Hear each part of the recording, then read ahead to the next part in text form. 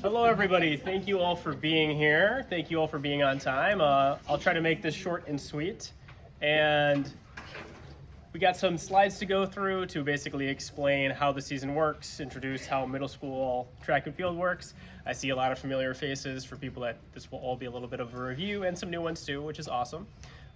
So just starting introductions, hello, I am Mr. Riley. I teach down in Flight Academy, and I've been coaching track here for over a decade. And I'll let the other coaches introduce themselves real quickly first. Hello, thank you so much for coming. My name is Natalia Bonilla. I'm the English-Spanish interpreter for the School District of Waukesha, and I have been with the district for 7 years, and this is my second year coaching. All right, hi everybody. My name is Alex Reyes. I'm the 8DL math teacher here at Horning. I did my student teaching here last year, so this is actually my second go at coaching track, so really excited to get back going at it again. And I will be coaching, so that's the next slide. Yep. Jump ahead. So these are our different positions. We all help out with everything. Nobody's going to be just coaching any one thing, as you can see. But these are the things that we're planning on specializing with, deciding like who's going to be participating in our events. So I'm the head coach. It really just means I'm the contact person for a lot of other coaches and for meets and organization. It also means I've just been doing this for a while. That's really it. I'm going to be also coaching distance and helping with relays. Coach Bonilla is going to be doing sprints, hurdles, and high jump. Coach Leskohair couldn't make it today. He has some athletic director duties at a different school, but he will be there for all the practices and meets. And he's going to be doing our throws, so shot put, discus, and high jump. And I'll be doing jumps and relays and some sprints in between. This is the most important part. Our focus for middle school track and field is for every athlete to have the best possible experience. We focus on the basics. We're welcoming to any beginners. You don't have to be an expert at any of this. We will definitely teach you and help you get better. And our goal is to be competitive, but to give a positive experience for everybody and everybody to end their middle school season glad that they went out. So that's our number one priority at all times. We want to try to compete, but it's not the be-all, end-all. Yeah, we're not coming out for the Olympics here, but we want to see improvement and get better too. It'll be fun. These are our events. So we have sprints. 100 meters is our shortest distance. I know that's scary for some students to hear. 200 meters, and we have hurdles, 110 meters. We have mid-distance, relays, 4x1, 4x2, 4x4. We have jumps, long, triple, and high, and throws. Now, some of these events will be slightly different for sixth grade. It's not the full experience as sixth grade, and we'll talk about that a little bit later. But these are what we're going to have for our traditional meets. Yeah, so participation in track is a privilege. It is an extracurricular activity. So ultimately, it can be taken away for misbehavior during school. It can be taken away for inconsistent attendance. Obviously, we know that life happens and there can be extenuating circumstances, but we'd love to see you all make as many practices and meets as possible. By the way, this follows very closely the packets that we all gave you, so just keep that in mind as well. Being absent from track practice does not count against your attendance record, but we will be taking attendance at the beginning of each practice, and if for some reason you miss and you don't give us a note ahead of time, you may get one of the robocalls from the district just saying, hey, your child wasn't here today. So the big thing with if you're going to miss a practice or a meet is just to communicate with any one of us, just so that we can have a heads up. And we're not asking, are they still on the team? Just communication with any of the coaches is really, really important.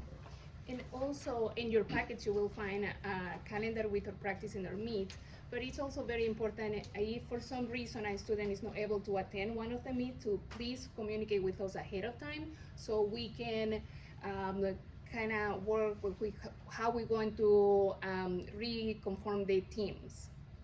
Yeah, for sure. So there is a calendar located on the back of the front page of your packet. For practices, we go until 3:45, so right after school until 3:45. All students need to be picked up, or if you walk home, but picked up between Horning and Banting. It's door number 5, right by where the dumpsters are. Or a little bit further. Oh, just that side of the building. Yeah. People here. So this side of the building, yes. We will not be able to monitor if they're getting picked up at the cafeteria doors, please just come down to the doors between Horning and Banting. Additionally, for students, and we'll go over this at practice as well, you will not be able to go back to your lockers after practice, so students should be bringing everything with them from school, and you're heading right out those doors. And additionally, behavior is really important. All the school rules apply, so no swearing, no fights, no cell phones. That's going to be a big one, AirPods, stuff like that. Just being a good citizen of the school community, participating in the extracurricular is part of the deal. We already talked a little bit about the schedule. There's a paper copy in your packets. You can see the live link at this link right here, sdw1.us/track2023. We're also going to post it on the HMS website. It is still kind of tentative. A lot of it depends on numbers, but for the most part, that's what we're planning on. If there's any changes, we will let the team know and we'll change it on the live link, but that's where you should be looking to know when we have meets, when we have practices, that kind of thing. I'm going to outline those on the next slide as well. But again, Coach Bonilla said that already, strong communication is key. If you know something's coming up, we want to make sure we can work with you on that. Same thing, if you have other sports you're participating in and you have other conflicts, just talk to us. We're not going to say you're kicked off the team because you're participating in something else. We want you to be able to do all the athletics that you want. And if you can only make certain days, just talk to us. We can work something out. If you still want to participate, we'd love to have you. And I know a lot of people are multi-sport athletes or they have other commitments, and we want to honor and be respectful about those as well.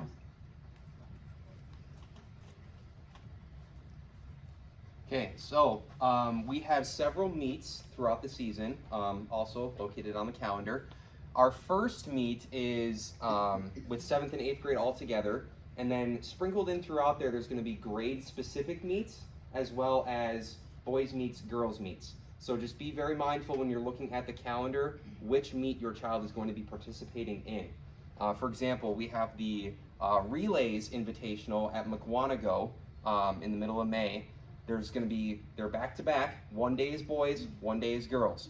It's the same meet, so to speak, but there's going to be like 15, 20 teams there. So they need to split it up between 2 days. Additionally, the 6th graders only have one meet. For middle school track, 6th grade is kind of an introduction to just kind of get you exposed to it, and then you have a better idea of what it looks like for 7th and 8th grade. So that is the last meet of the year, May 24th at Carroll. For busing purposes, that's going to be a slide a little bit later, but most of these meets are fairly close to Waukesha. A few of them are at Carroll, Waukesha North. The furthest one is going to be probably at McWanago, and then Brookfield Central. So all within a 20-minute drive. We would love for parents to come and support your kids at the meets. You can cheer for them there. You can also pick them up, sign them out there. Yep. Just one more thing before we move on from this. Like we said, 6th grade's more of an introductory season. They're going to have practice on those Fridays, if you look at the calendar, and then they have that one meet where they get to try it all out at the end of the year. The ones that have stars, these are invitationals, so there are going to be some meets where, depending on team size, we won't be able to bring necessarily the entire team. I guess I shouldn't say that. The entire team's always welcome to come and cheer on and be an alternate, but there might be some meets where their spots are limited, and then we just have to fill our lineup, and then people would be alternates. Now, that's not all the meets. There's going to be some meets where everyone's welcome to participate in as many events as they want, regardless of their, rank within the team. So everyone's gonna have a chance to participate, but some meets we are limited in the number of slots we can bring for athletes, and then not everyone will be able to participate in every single event that they want, because we have a limited number. Right, and this is what we're going to tell your students at practice too, is you might want to go a little bit outside of your comfort zone to try a different event that maybe not everybody is going to do. So everybody's going to want to do the 100-meter dash, for example. We're only going to have a certain amount of slots to fill at these invitationals. You might want to consider doing the 400. Maybe you ran for cross country in the fall, but you really love sprints. Well, we might slot you in the 800 or the mile to fill those spots that we can try to score the best as a team. But Mr. Reyes, a 400 is 4 times as long as a 100. I know, it's a long way. So we talked about busing already. There will be buses that leave from Horning and go to all of our meet locations, so you don't have to worry about getting your kid to the meet or back. If you want to pick them up there, like we said, you have that option, but we will have a bus bringing our team back to Horning after the meet is done, and you can pick them up here. We do ask that, just like after practice, you are here on time so that coaches aren't waiting for team members to get picked up way later. We have families too. But they could walk home if they're normally a walker, but otherwise it'd just be a normal pickup from Horning when the bus gets back from any of those meets. We try to let the students know, to give you a heads up, to make sure if there's a change in time, like we're early or we're late, that they let you know so you can adjust your times. But we just ask that everybody has a plan for picking up their student if they're not picking them up from the meet directly. And if you are picking your student at the meet, which will be great, I think it will be nice if you have the opportunity perhaps after work to come and cheer and miss one of the meets. Just, again, please communicate with us. We will have a list, and then we are aware that you are taking your student with you. Because we wait to have all our students to make sure everybody's coming on the bus. So that's really important to please communicate with us if you are taking your student with you from the meet. And that communication looks like writing a note, physical note, an email, anything like that, just so that we are aware ahead of time, expecting who's going home with who. And especially for the invitationals, but really just to be courteous for any given meet, please let us know if you know ahead of time you won't be at a meet, because we have to do a lot of work setting the lineups. A lot of times we have relay teams where people are counting on their team members being there, and there's nothing worse than like it's an invite meet, we submitted this all at a time, and then, oh, by the way, this person's in Florida or something, and they had to plan vacation, and they just never let us know, because then we're always scrambling to try to figure out subs and things like that. So if you know you won't be able to go to a meet, let us know ahead of time, and we can adapt. Okay, so forms. This is the business side of it. Each of you should have hopefully picked up a packet. If you're watching, we will give your students packets at day one of practice. There are a few forms that you need to complete, sign, turn back into us in order for your student to participate. The first one is the parent-athlete agreement. This is pretty much just saying that you are agreeing to following the school rules and being a good sport and all that kind of stuff as a part of the team. The second one is the concussion form. A lot of that is just making sure that you're aware in case the worst were to happen. Now, track shouldn't be a contact sport, but you never know. And then let's see, should be on that first page are the emergency contact forms. That's going to be really important too. We want to be able to have phone numbers in case we need to call at a meet. Hey, your student is still here. Are you coming? Hey, we weren't sure that your student left with you. You didn't sign out with us. Do you have your child? That's just our way to dot our I's, cross our T's. So just please fill that out. And then finally, there is the t-shirt order form. Coach Bonilla, our friend Evan here, and we have a sample up on the board. Track t-shirts, they're a nice dry wick material. For 6th and 7th graders, you can use them for all your years. And they're $15. We paid $15 for them, so we're not making any money on them. That's to help offset the cost. If cost is an issue, come talk to us one-on-one.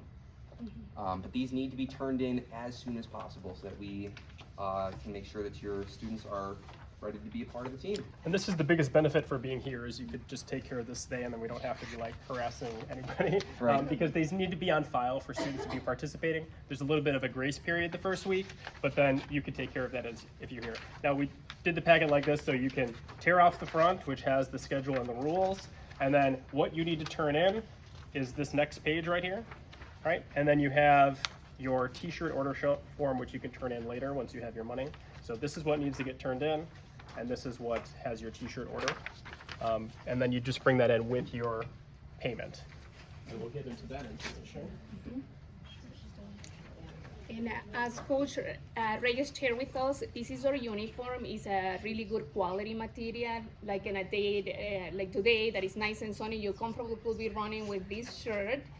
And we order the shirts ahead of time, so as soon as the students bring their $15, we can give them their shirt. I recommend to perhaps order a little bigger for the 6th grader, that way they can use it for the next 3 years.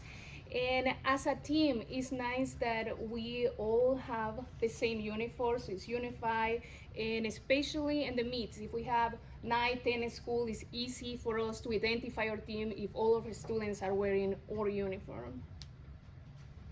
And for the shoes, no fancy footwear is needed. Regular tennis shoes are great, and comfortable shorts or comfortable leggings, and that's it.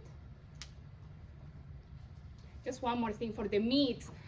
Please wear layers. We're in Wisconsin. Hopefully, our season will look like today, but we cannot guarantee it. So layers are very important. So have a light jacket, maybe a couple sweaters. So that's important too. Yeah, just one more thing on this. There's no special shoes needed, but just make sure you have like athletic shoes. Like, please don't come with your Crocs or your flip flops and try to run in practice. Don't come in blue jeans. Like, athletic wear of some kind, so you're ready to move and be active is all we're asking. And then for the meets, having our uniform. The weather changes really quickly. Like Coach Bonilla said, like, have some layers, have a plan. Lots of times the meets go late and the sun goes down and it gets cold, and some of them are going to be raining. We basically wasted the best weather day of the whole year on our meeting day, so we blew that because it's so nice outside. Just be prepared with that. You never know what it looks like. You might think when you're packing in the morning it's going to be great, and then by the time the meet rolls around, it's 5 o'clock, and it's a sharp change in weather. So what's next is for you to turn in your packets. If you're here, you can take care of that all now. Just please return it to us as soon as possible. This is just going through what I said already about being able to tear out the first page with your calendar. If you need to take this home because somebody's not here to fill this out, you can turn it back. You can turn your packets into any of the coaches. So Coach Reyes is in DL, I'm in flight, Coach Lesko here can take it down in the gym as well. Otherwise, you could turn it in the first day of practice too. Anybody that's not here and is watching the video, you can pick up a packet in the office or from any of the coaches too if you want to take care of that ahead of time. Otherwise, you can take care of it your first day of practice, and it'll have all the information in there. Right on. Otherwise, we're gonna stop our video here and like take any questions that you guys might have here in person. But if there's any questions that you have from home or at any point during the season, you can contact us. Our information is up on the screen. So you can email us. Any of the coaches can answer any of your questions or issues, and we'll be able to help you out through the season. But we're really excited that you guys are all here. We're excited that there's people at home that are interested, and I think it's gonna be a great season. It's gonna be a lot of fun. Questions here then?